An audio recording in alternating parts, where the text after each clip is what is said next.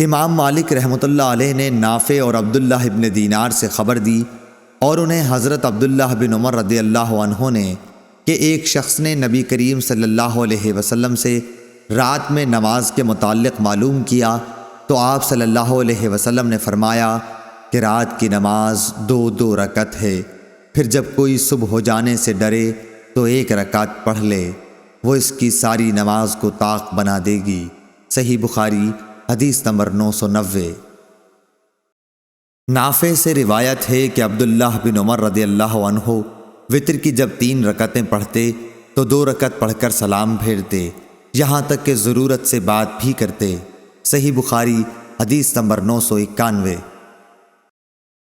عبداللہ بن عباس رضی اللہ عنہ نے خبر دی کہ آپ ایک رات اپنی خالہ ام المومنین میمونہ رضی اللہ عنہا کے یہاں سوئے۔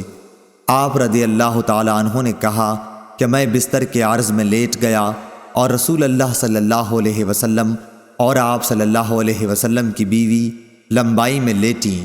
آپ صلی اللہ علیہ وسلم سو گئے۔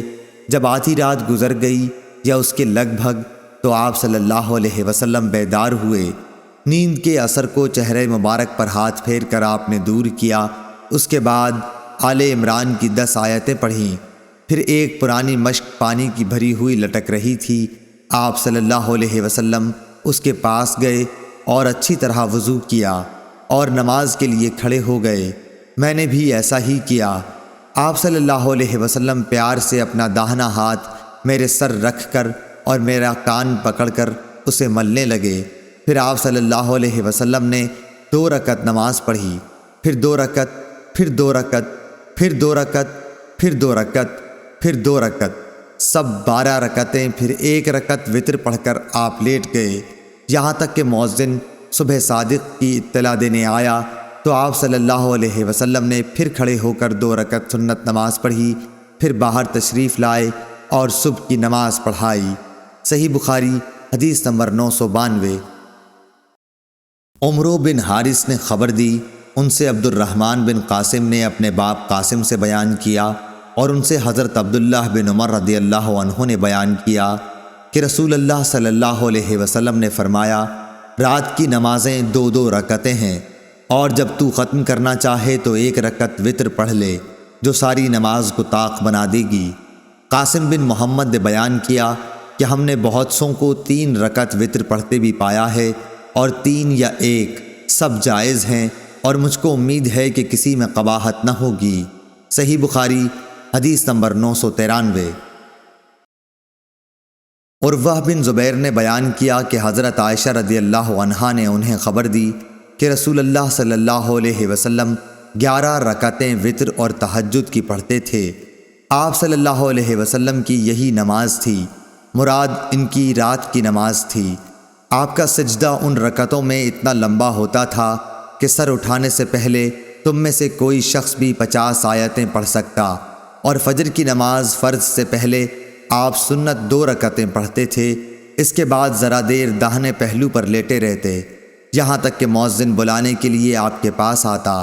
صحیح بخاری حدیث نمبر 994۔ انس بن سیرین نے بیان کیا، کہا کہ میں نے ابن عمر رضی اللہ تعالی عنہ سے پوچھا کہ نماز صبح سے پہلے کی 2 رکعتوں کے متعلق آپ کا کیا خیال ہے، کیا میں ان میں لمبی قرأت کر سکتا ہوں؟ انہوں نے فرمایا کہ نبی کریم صلی اللہ علیہ وسلم تو رات کی نماز تہجد 2 رکعت کر کے پڑھتے تھے، پھر 1 رکعت پڑھ کر ان کو طاق بنا لیتے، اور صبح کی نماز سے پہلے کی 2 رکعتیں سنت فجر تو اس طرح پڑھتے گویا اذان اقامت کی آواز آپ کے کان میں پڑ رہی ہے۔ حماد کی اس سے مراد یہ ہے کہ آپ صلی اللہ علیہ وسلم جلدی پڑھ لیتے۔ صحیح بخاری حدیث نمبر 995۔ اعمش نے بیان کیا، کہا کہ مجھ سے مسلم بن کیسان نے بیان کیا، ان سے مسروق نے، ان سے حضرت عائشہ رضی اللہ عنہا نے فرمایا کہ رسول اللہ صلی اللہ علیہ وسلم نے رات کے ہر حصے میں بھی وتر پڑھا ہے، اور اخیر میں آپ کا وتر صبح کے قریب پہنچا۔ صحیح بخاری حدیث نمبر 996۔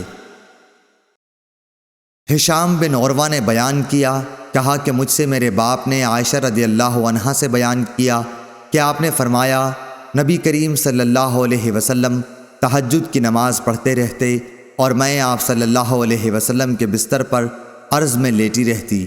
جب وطر پڑھنے لگے تو مجھے بھی جگا دیتے اور میں بھی وطر پڑھ لیتی۔ صحیح بخاری حدیث نمبر 997۔